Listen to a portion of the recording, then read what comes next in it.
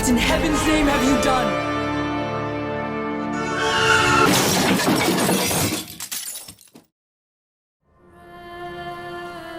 Hello everyone and welcome to The Perfect Sauce, the series where I fight through hordes of demons and angels alike to really dig deep and critique a game after getting all of its trophies. Today we'll be talking about the first game within the Darksiders series, originally released in 2010. Now Darksiders as a series strikes me as quite interesting. It definitely has somewhat of a cult classic following and has been breaking into the mainstream spotlight more and more with each new release. But the reason I find it interesting as a series is that you can pick whatever game in the series you like and somehow always get a gaming experience that is vastly different. Do you want a Soulsborne-esque experience? You have Darksiders 3. Do you want a hack and slash experience with a more fantasy-esque setting, loot and optional dungeons? You have Darksiders 2. Do you want a Diablo experience that isn't Diablo Immortal?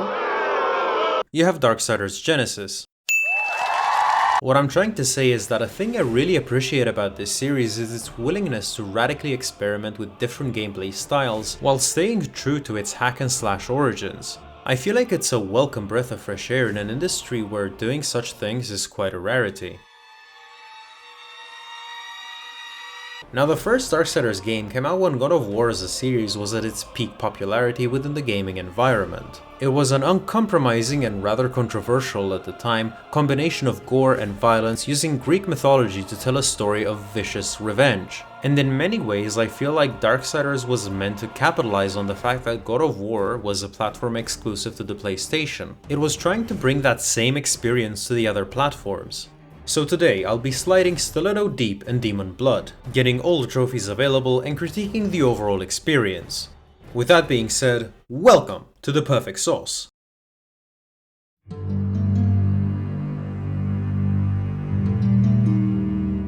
To start off, I find it important to talk about the context of Darksiders' world, because I feel that in no small part it played an important role in making this series a cult classic. The game starts off by doing a world building. There's two main forces battling each other, the angels of heaven and the demons of hell. Above them there is a charred council, represented by these three menacing rocks. Their main goal is to preserve balance and prevent any faction or being from having unchecked power, as it could threaten the very fabric of the universe. What their power is all about is not particularly explained, but that is not the point. What matters is the enforcers they use to carry their will, the Four Horsemen. And this is one of the really cool things about Darksiders.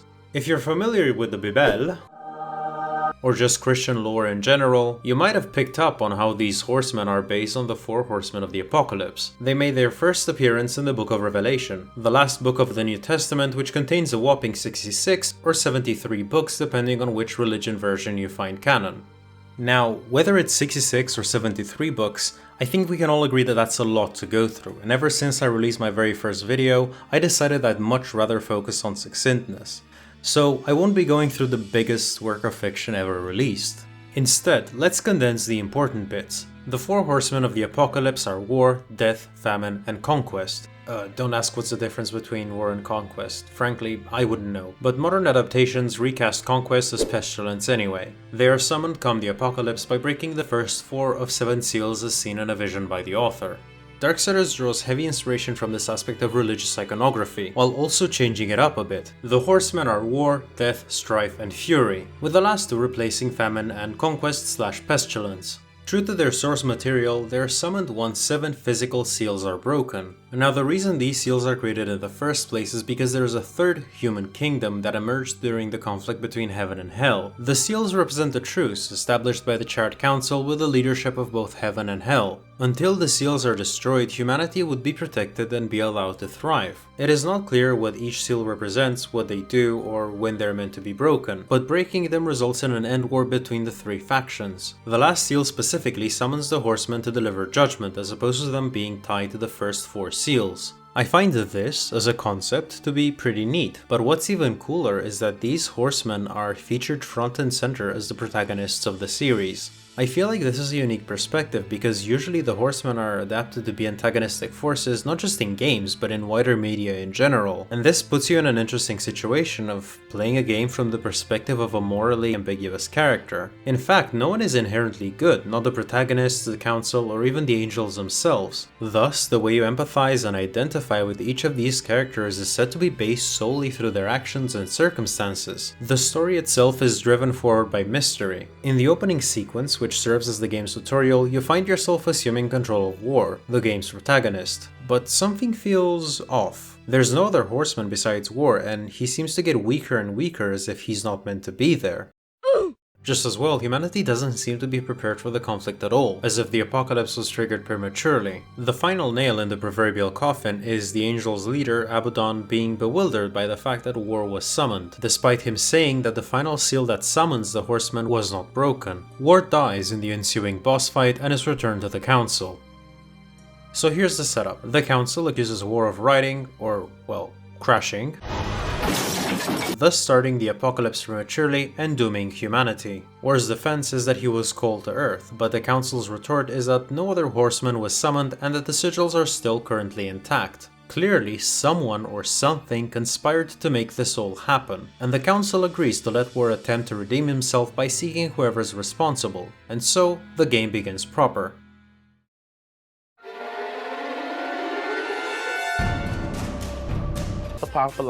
Now, full disclosure, I've only done one playthrough on the Apocalyptic difficulty, which happens to be the hardest. I'll be talking about the difficulty specifically later, but for now, let's go over the more basic stuff. Upon your return to Earth, you'll find out that about 100 years have passed. War is indeed stripped of his former power that you got to experience in the tutorial, which is nice not only because you get an idea towards what you're building War to be, but also because in many ways you'll be exceeding that. War will start out pretty bare bones, having just 2 health bars, an ability, and a basic sword moveset. The gameplay itself emulates a combination between Devil May Cry and God of War. It's fast-paced, it's visceral, it's bloody. It feels Devil May Cry-esque because of its close, huge sword combat, and God of War-esque because it tries to emulate its gory graphics and finishers.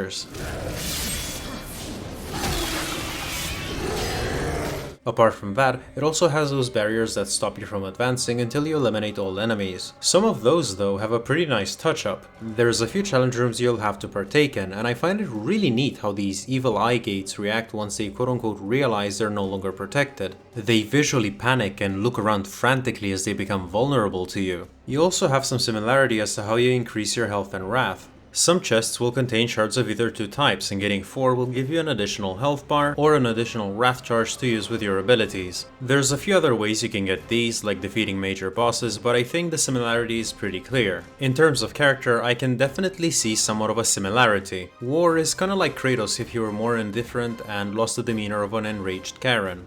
My kids are listening to Kids Bop!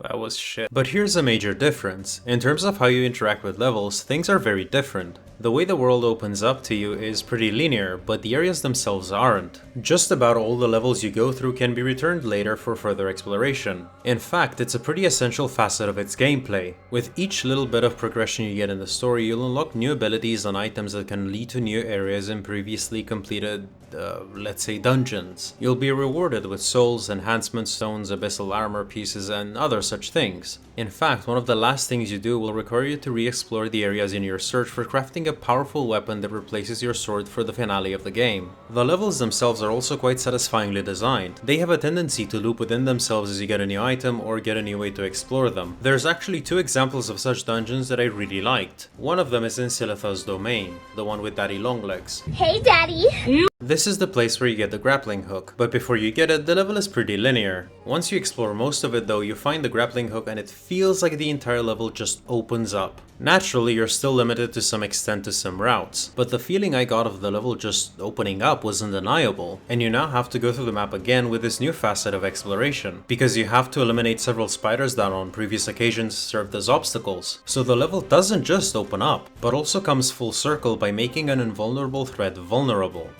Oh, my wig! The Ashlands is another such area. It's a place that has quite a few really huge open zones, and that's because there's a serious threat hidden within these sands. These sandy areas make war move very slowly, so you have to make use of interactable stuff in the environment to travel safely. However, it's a sort of area that visually begs for exploration. There's a lot of visual cues that hint to areas that you cannot reach just yet, lest you be eaten out by a gigantic worm.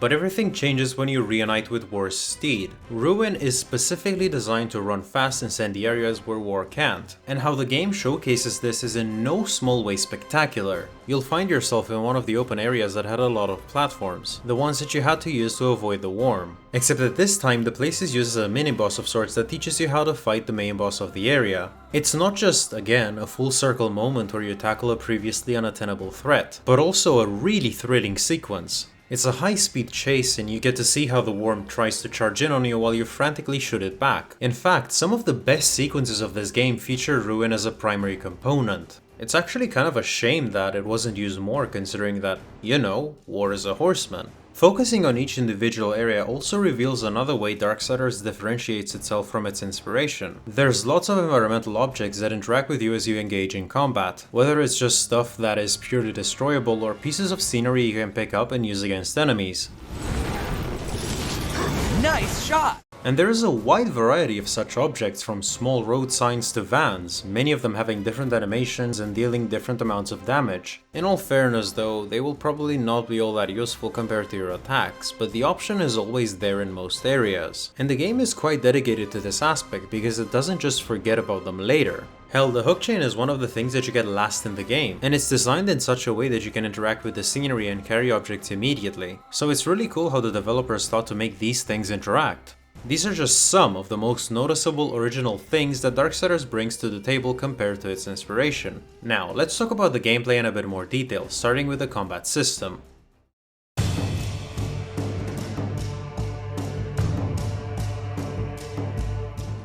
Combat is naturally a major gameplay facet of Darksiders, and I think it should be discussed at length to examine its merit. Starting with the basics, War will have access to his sword, Chaos Eater, by default. It's pretty much what you'd expect from a sword, relatively fast attacks and reasonable range. You press square to use it, while triangle is reserved for the other two weapons War can get. You'll be able to get a scythe from the demon merchant Vulgrim. You have a choice between the regular one or Death's own signature scythe, the Harvester. Both have a different look but the same moveset. However, while it is more expensive, the Harvester grants bonus souls when killing an enemy with it.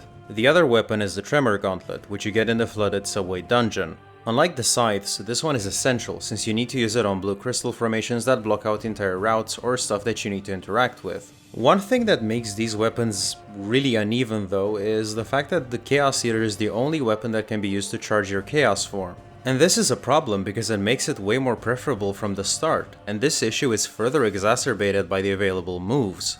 Each of these weapons have, of course, their own movesets. For the most part, I've used the Chaos Eater since its moveset and damage is pretty well balanced for just about all encounters. The scythes feature lower damage that cover a lot more ground around you with a better reach. The Tremor Gauntlets are...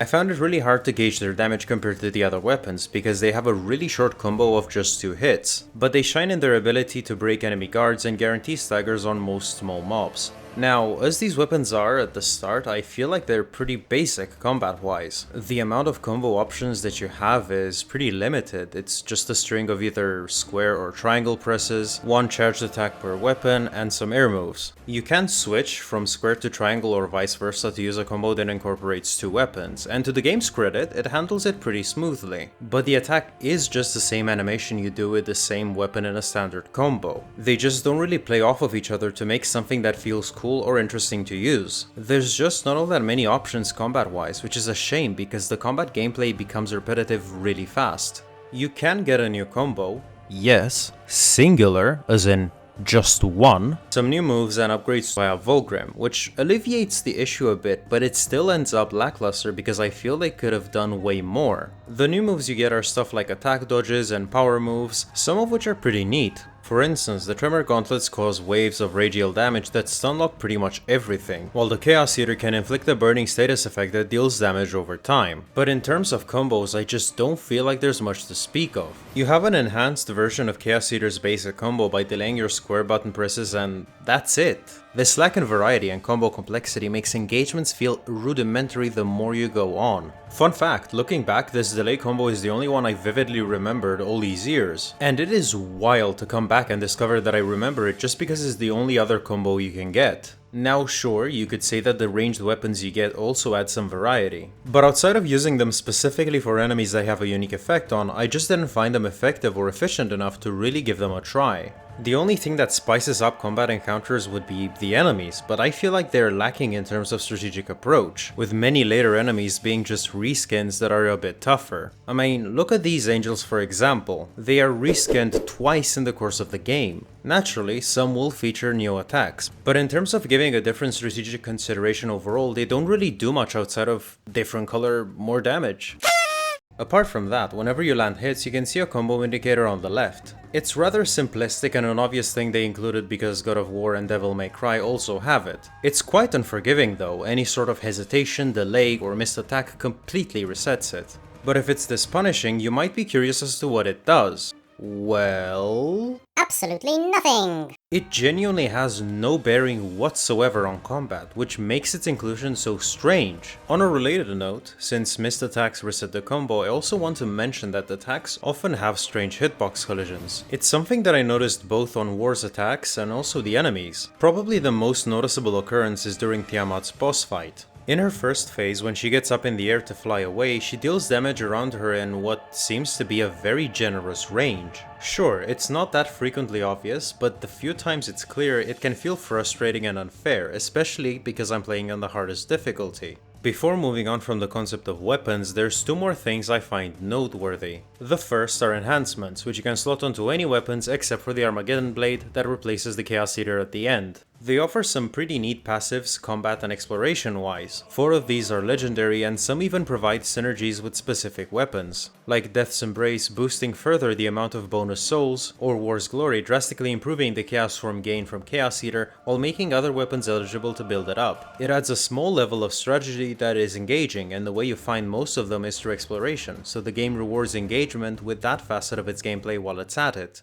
The other thing I wanted to mention is Weapon Mastery. It's another way to upgrade your weapon's output. Each of your 3 main weapons gains experience based on your combat usage of them. Experience is gained not based on the enemy you defeat, but rather on the amount of hits you land. It's a well thought out thing because you don't have to switch to a weaker weapon just to finish enemies. Instead, any instance of damage you deal will count towards it. The problem is that it's just incredibly grindy. By the time I could proceed to the final boss, I've managed to level each of them up by about 2 levels out of the possible 4, and the last ones are much grindier than the first. I thought this might be an indication that I should tackle this in a New Game Plus, but there's no such mode. It's so weird because it's clearly designed to not be attainable through a normal playthrough, but at the same time there's not a lot of optional content with which you can engage. In fact, there's hardly anything outside of backtracking and an optional boss fight you can fight 4 times. The game simply runs out of content before you can actually enjoy the hard work you've put into these weapons. The only thing you can carry over to a new save file is just the Abyssal Armor if you've collected each piece in a previous playthrough, which is not really a New Game Plus mode that lets you keep developing your weapons. Because of this, your only options are either long grinding or exploits. Fortunately though, there's a really accessible one once you've completed the Ashlands. If you return to this spot on the map, you'll find 2 Horse Rider enemies. It's not that impressive, but there's a flaw in how the game transitions between this area and the one down this hole. Somewhere between the higher ground and the water below, there's a level loading checkpoint. The problem is that dropping down does not despawn the horsemen above, but going back up will spawn a few more. And this can get pretty insane. You can't fight them right off the bat though, since the sand will not let you attack. Instead, there's a small tight cave nearby, where they all clutter together and you can go ham. Now, even like this, it still takes a good 1 or 2 hours. Fortunately though, you can also farm quite a lot of souls like this, which is great if you want to get everything from Volgrim, because again, you'll need way more than the amount you'd get through a normal playthrough. Generally speaking though, the need to use this exploit does underline a few flaws in design. The devs should have measured these things in accordance with the content available in the game, because as it stands, the content stops at around 1/3 of what you need to max out your weapons, and 1/5 in terms of what you need to get from Volgrim. Now let's move on to some more combat specifics. Earlier I mentioned that my first and only playthrough was done on the hardest difficulty, Apocalyptic. This was rough. It was at many times a rather frustrating experience because of several design kinks of the combat system. Let's start with dodging. Pressing R1 has several functions. You tap it at the right time, you parry, you hold it, you guard. You press it and move with the left joystick, you dash and dodge. Now, to be honest, the parry I've hardly used, and the guard even less so. I mean, even when it comes to soulsborne games, I just am more of a dodge guy. But dodging in Darksiders feels dodgy. Knee slapper. Let's start with the idea of movement. You have free reign to dodge in whichever direction angle, since war can turn around at inhuman speeds. However, if you're locked on an enemy, that is no longer the case. And locking on is of course particularly useful if you want to focus on a specific threat. The issue is though that doing so limits the direction of your dodges to just 4 directions: front, back, left or right. But these directions are not tied to the camera, instead they're tied to the direction war is facing. This means that not only your dodging becomes limited for genuinely no reason I can discern, but the direction also becomes unreliable. The camera angle focuses pretty much exclusively on making the enemy be the center of focus without accounting as to where you move. Is it somewhat cinematic? Sure, but because war dodges in only 4 directions depending on the enemy he's focusing, facing an enemy diagonally from this perspective makes the dodge direction confusing to control. It's difficult to tell how the joystick angle will interact with war, and it can lead you to dash right into enemy attacks. It's punishing, it feels unfair, especially on Apocalyptic. Apart from that, the dash does have some iframes, but there's just no indicator to tell where it starts or how long it is. The animation is definitely no indicator since war's pose is constant throughout its duration. But I know for sure there are some iframes because on rare occasions I managed to dodge through an attack. This unreliability makes dashing to be a component of your toolkit best used to get out of the way. It's just best used passively, defensively. But sometimes that too is a poor alternative. Let's go back to the first major boss, Tiamat. Tiamat has this annoying attack where she leaps into the air and crashes down to deal a lot of damage in a huge radius. It's rather fast, and because of the range, if you don't react fast enough, you will not be able to get to a safe distance. This would be the ideal attack to use some of those dodging iframes. In fact, I was able to pull it off a few times. The problem is that it's just hopelessly unreliable, and the punishing damage you get makes it feel worthless to even try. Now, I wouldn't be so harsh on the dodging component if it weren't for the fact that I'm playing on the hardest difficulty. And the damage enemies deal can be... I think you get the idea, it's really punishing. And it's not one of those sort of things that are hard to handle just at the start. Even as late as the final dungeon, I was still running into enemies that would just deal ungodly amounts of damage. I mean, look at this. This was one of the places I was stuck at for a long time. I mean, look, not even the game can react fast enough to the speed at which they completely toss my health into the shredder. There were many points I questioned the point of even having an HP bar when enemies can just casually take away more than 1.5 bars in one go. I get that this is the hardest difficulty, but between dodgy dodge mechanics and the frantic groups of enemies that cover every inch of your screen, the damage just feels like an overreach. Now sure, the Abyssal Armor does alleviate it to a great extent if you choose to do Apocalyptic on a future run, but I feel like this difficulty should be properly balanced without it too. I mean, you have access to it from the start.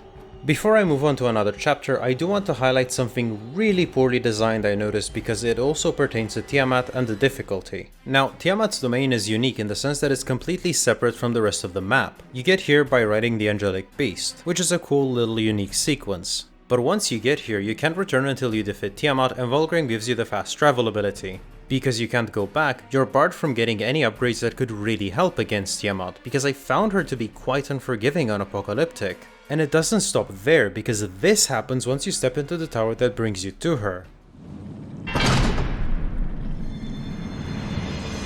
At this point, if you don't have a manual save and feel unprepared for the boss fight, you're fucked. You will not be able to get out even if you reload your autosave. It's such a weird and bad design choice, especially for a boss I found quite difficult with my current capabilities. I mean, look at this, she just spams that damn attack over and over. At some point I just gave up completely the pretense of engaging myself with this boss and just cheesed it with a shredder. And if you're looking at the footage on the screen right now, you can tell it's not really enjoyable. And the game does the same thing again in the very next dungeon. Your way out will just simply be blocked by the blue crystals and you don't have the Tremor Gauntlets just yet. But it's not as bad though, because once you get the Tremor Gauntlets you could get out. And just as well, the boss of the area, the Griever, is more of a gimmick boss fight. But I would argue that this sort of design doesn't really have a place considering how the areas are designed with backtracking and further exploration in mind. You just have to be a bit more aware of how your gameplay methodology meets level design.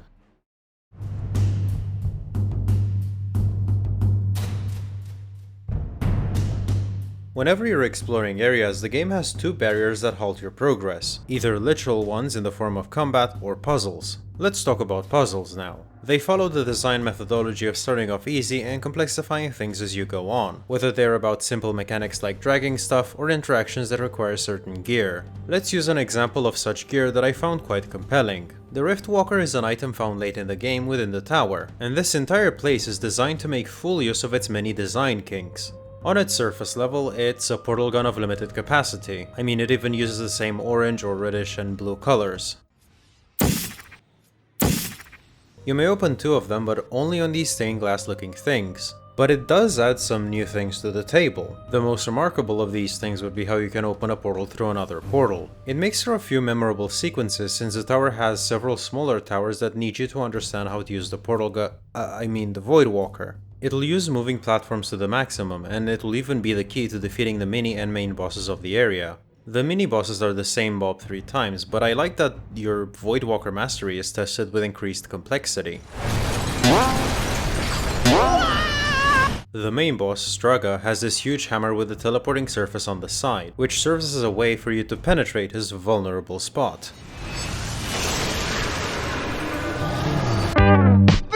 One of my favorites though is this puzzle with weights. You have to reach the higher level by playing around with the 3 scales in the center that you can teleport the weights to. But this is not a one and done deal, because you have to redirect the power back to the central chamber and free Azrael. So on your way back, you have to interact with the puzzle again. That's just how gratifying these puzzles can get, but what I like even more is that many mechanics actually interact with one another to make some really cool puzzles. The Voidwalker, for example, can be made to interact with gusts of wind and throwable stuff, but there's also this really cool hidden reward at the start of the Ashlands. You have to use your chrono ability to go through the gate, because otherwise it closes quickly. But once you're through, you'll see that there's another portable surface that would lead to somewhere up the ceiling, so using the Voidwalker and the Chronosphere gives you access to the hidden reward. And this is just one of such several puzzle designs. In terms of exploration, I find some rewards are hidden in places that make their discovery very satisfying. The Choking Grounds has one such secret. You can figure that out because the map hints towards it. If you alter between levels, you can see an opening that would be under a massive coffin. If you investigate it, you'll find that it can be dragged, giving you access to a secret boss encounter. Same thing happens in the Ashlands with an artifact you can see, but it can only unlock later after getting some new gear. Another example I really want to talk about is within Vulgrim's Serpent Holes. This is essentially the fast travel mechanic between Vulgrim's places, so it's valuable to seek them out. But this fast travel component is not just a loading screen, it's this short linear go from place A to B in a unique environment. But the neat thing is that depending on the place you're going to, the Serpent Hole map is different, and what the devs smartly thought of is hiding some rewards in these places as well, which feels unique and engaging. There's also the titular secret boss fight of the series, Wicked K, who first appeared in this game and would go on to be an expected recurring optional boss in all of the other games. He's hidden in 4 places around the map, and if you're trying to collect everything, you'll likely encounter him. And I find it really neat how the game diversifies the way it rewards your backtracking by giving you an engaging encounter rather than some collectibles. Really good work on these puzzle and exploration components. And yet another way Darksiders manages to differentiate itself from God of War and Devil May Cry. That being said, it's not flawless at all points. For instance, there are some secret chests in a few areas, the first of which being at the start in the crossroads. But the problem is that there's absolutely no indication that there's a secret chest in this area. Now, some areas do have something called a Horde Seeker reward found in a special chest, and they reveal all chests and collectibles within an area on your map. But not all places have that. You can instead get Fury's Embrace at the end of the tower, and that reveals any and all collectibles in any area. But how do you get it to spawn? These secret chests just have no hint. The one in the crossroads appears by destroying all fire hydrants. But how would you figure this out? How does it make any sense? Ah yes, a secret demonic chest linked to human designed fire hydrants? They are just so out of place as a concept. It's just such a video gamey puzzle on the same line as light all these candles and something maybe happens. In fact, one of these secret chests is activated this exact way. I just don't really see it as a good choice design wise. Apart from these chests, there are some other questionable decisions and executions made in regards to exploration. One such thing is how sometimes there is a movement puzzle right before a combat section, and dying in that combat section has you redo the puzzle again rather than allow you to retry the encounter immediately. Definitely the most annoying instance occurs in the tower. The route takes time to line up properly, and there is this really poorly designed platform that is placed kinda far, which causes you to fall down through no fault of your own really. And because the next combat section isn't all that easy, this gets frustrating quickly because each failure means you have to do it again, and falling makes you lose health. Fortunately, it doesn't get any worse than this, and these instances are fairly few and far between. But that's the thing with Darksiders. I feel like there are just quite a few design decisions that aren't necessarily all that bad, but they just keep showing up, which is evidence of a lack of polish if anything.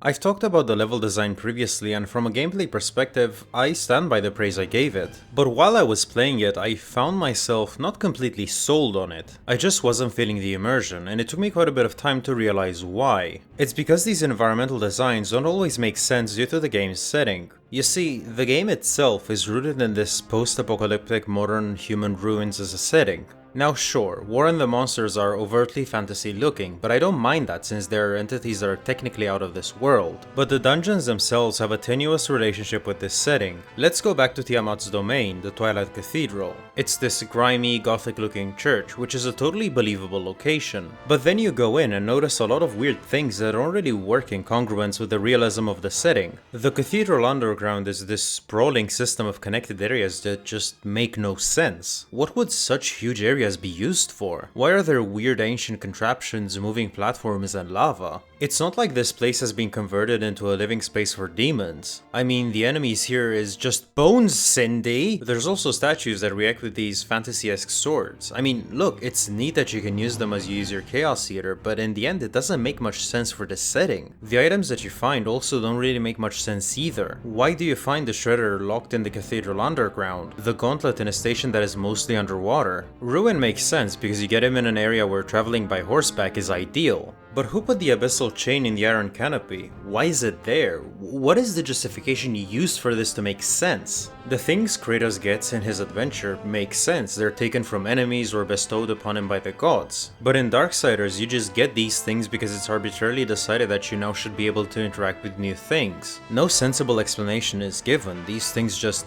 happen to be there, I guess. This is why I'm saying that the game has an environmental identity crisis. It's rooted in this realistic post-apocalyptic setting, but it so desperately wants to be fantasy. And it clearly recognizes these constraints as these locations are completely feasible. They're essentially train stations, churches, etc. But they are so thoroughly designed to be evocative of fantasy as these levels expand in nonsensical ways with fantasy-esque mechanics. It's these two design facets that clash with each other in a very visible way, which takes me out of the immersion. I'd argue though that it wouldn't be impossible to make it work, however. This would have really worked if these places were converted by either angels or demons to suit their needs. And what makes this worse is that they clearly thought about it. If we return to the Ashlands, there's a lot of places that have been changed to suit whatever operations demons were doing there. And if these drills aren't enough, you also have something that resembles living quarters and even an arena. The last bit I actually like, because demon culture is left pretty underdeveloped. And this arena shows the sort of side activities that they partake in when they're not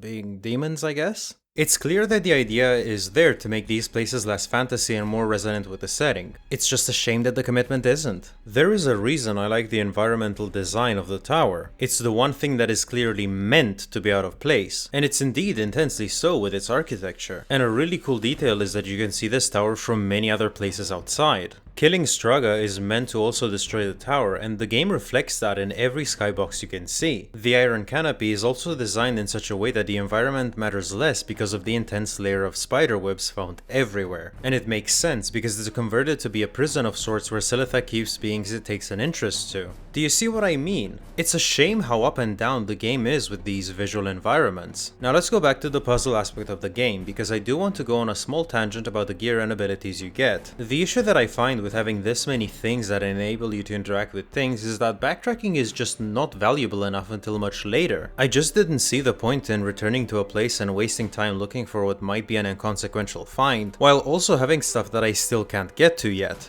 And because I kept my backtracking to a minimum, the Apocalyptic difficulty might have been harder than it needed to be.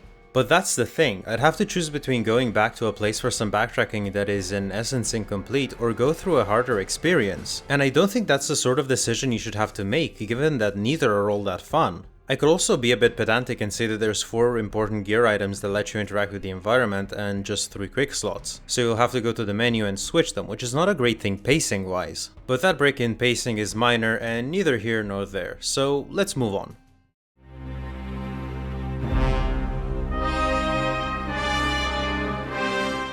Now let's talk about what the game does best. Quite possibly the reason it managed to remain intriguing and get people to engage with the idea of having sequels that explore its story.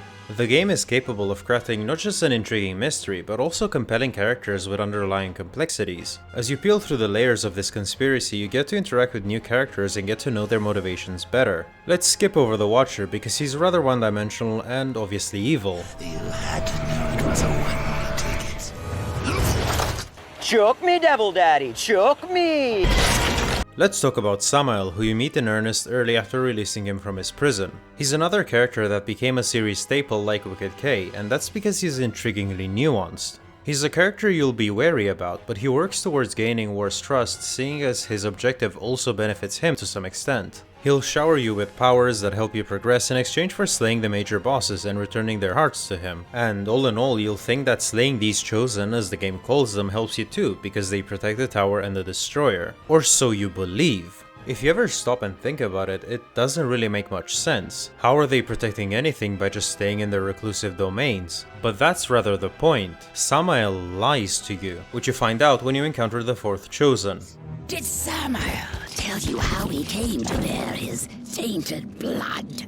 Why his accursed power beats within our breast? It is not the tower that the Chosen protect, horsemen. Our charge is to prevent Samael's return at any cost. You may kill me and return to Samael with my heart, but in him, you will face a threat greater than all the Chosen combined. But despite this deception and War's ire towards him because of it, he still decides to uphold his part of the bargain and provide access to the tower. Did it amuse you to deny me what's rightfully mine? With my powers restored, I am like unto a god. I can suck the marrow from your bones before you drew another breath. I could. But I too have a code by which I do business. Besides, say what you will about balance and your ridiculous law. I recognize a quest for revenge when I see one, and revenge I respect. And that is in essence Samael's character that you got to experience progressively through your playthrough. He's a deceptive character, that's his shtick. He'll make you think that he's the one demon you can trust, that he respects you, only to be revealed in the end that he duplicitously omits things that benefit him beyond your scope of duty. It's what makes him intriguing as a character that returns and plays a part throughout the series, because what's his intention, his end goal? You'll never know what he's scheming, and that makes for really good plot twist material. We will meet again. Then there's also Uriel, leader of the remaining Helgar's angels on Earth. She's openly hostile towards War, thinking that he triggered the apocalypse prematurely. This resulted in Abaddon, her leader and romantic interest, dying and also preventing her from returning to Heaven's White City since access was cut off due to Hell's victory on Earth. You'll get to fight her twice. The first time, she's overwhelmed with anger to see War and rushes in recklessly. But the second time around, she's far more composed. This is no ambush, horseman. I come alone. I, Uriel of the Helgard, champion of the White City, call you, horseman, to Nex Sacramentum. Fool. I lay claim to your life before the Creator. Will you dishonor this law as well? Why? Because Abaddon said you understood honor, and because he was the best of us. The death oath cannot be broken until one falls by the hand of the other. I accept. What I like is that her second boss fight is not only more advanced, but also this time has a certain feel of gravitas, purely because of how Uriel grew in character from last time. Defeating her prompts War to delay the Death Oath due to his vision and sharing with Uriel what happened to Abaddon. This is the moment where it feels like the nature of the relationship between these two characters changes into what seems to be more of adversarial respect. And it plays a part in the end where she fulfills the Death Oath, killing War but also resurrecting him. Going forward, she knows her duty may have her at odds with the Horseman, but she obviously begrudges the possibility. A cool thing you might have noticed in the cutscene after War and Uriel's duel is the camera shots. It uses this body double concept to make such moments tense and cinematic. It first happens during your first encounter with Ulthane, and it just looks so good and commands a feeling of importance. There's definitely an experimental nature to them, but I'm glad they took the risk because it pays off by making the cutscenes such a joy to watch. And this is not to say that other cutscenes are not great. Sure, they may look a bit rough around the edges, but they manage to work with the voice acting and animation to command your attention. In fact, the voice acting is honestly fantastic. Every voice actor fits their character and personality types. The lines are delivered convincingly, with their tone being spot on to resonate with the conversational context. The face animation also sells it, with expressive and matching emotions. I actually really got to appreciate it after seeing Final Fantasy XVI's facial animations. I mean, come on, what is this? My face is tired. And the idle, context and movement animations flow so well, especially with their respective characters. There's palpable effort put into these and are most certainly some of the highest points of the game.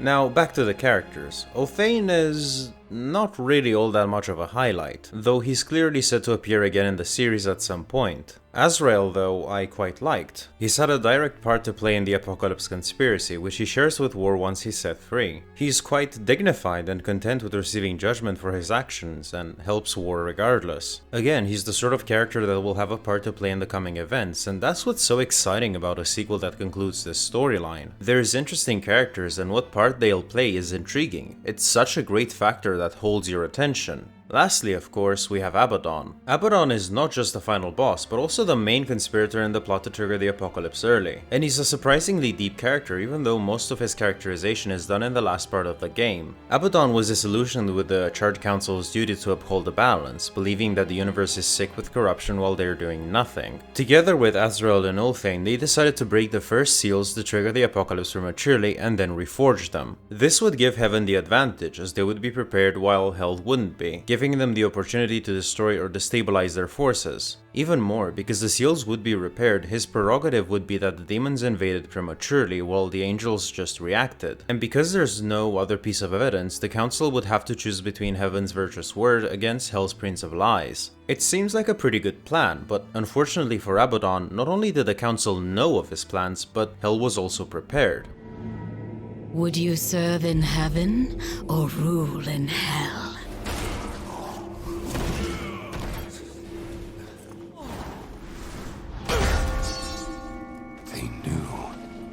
How did they?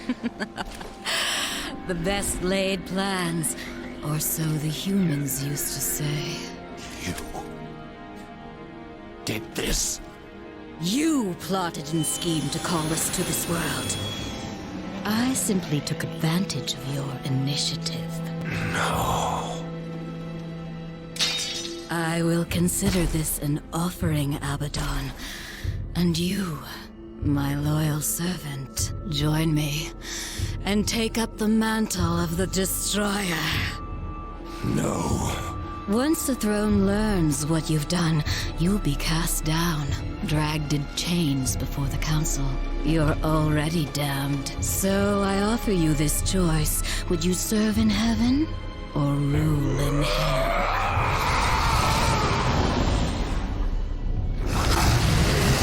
Now, return to Azrael. Persuade him to help us. Then, together, we will change the face of the universe.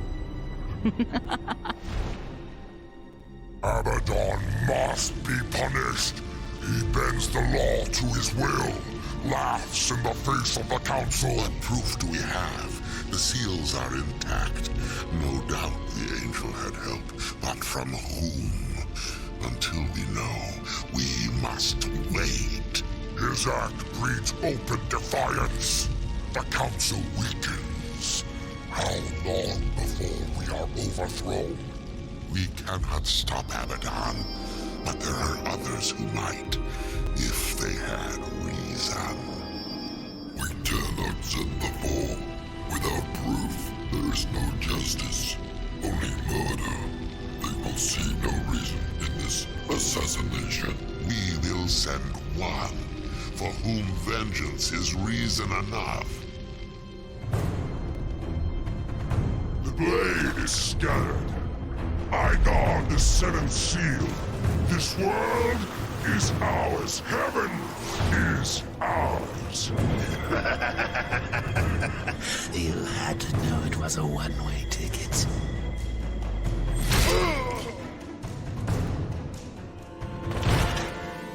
So, not only that Abaddon was tricked into becoming the Destroyer, but the Charred Council also conspired against War, sending him to Earth under the pretense that he's being summoned only to condemn him as a veiled way to carry out the Council's will. It's a really compelling plot twist that is completely dipped in mystery and compelling characters. And that's another way the plot is kept engaging, because you now know that this cornerstone of balance of the universe, as introduced at the beginning, might be duplicitous in its intentions. It makes you ask again, what's their intention? What's changed them? What will they do in the future? Because the writing heavily hints to them being a main antagonist in this overarching series. In short, this is how Darksiders became memorable for many of us, by offering an interesting take in religious iconography via the Four Horsemen, and putting you in a world full of compelling actors with developed personalities and goals. It's an adventure dripping in mystery and intrigue, which only gets more intense the more you learn, and you're left yearning to know how these forces will shape what happens next, especially since these events will have all four of the Horsemen front and center to conclude the series. You will be hunted. The White City for certain, the Council, and there will be others. You would wage this war alone? No. Not alone.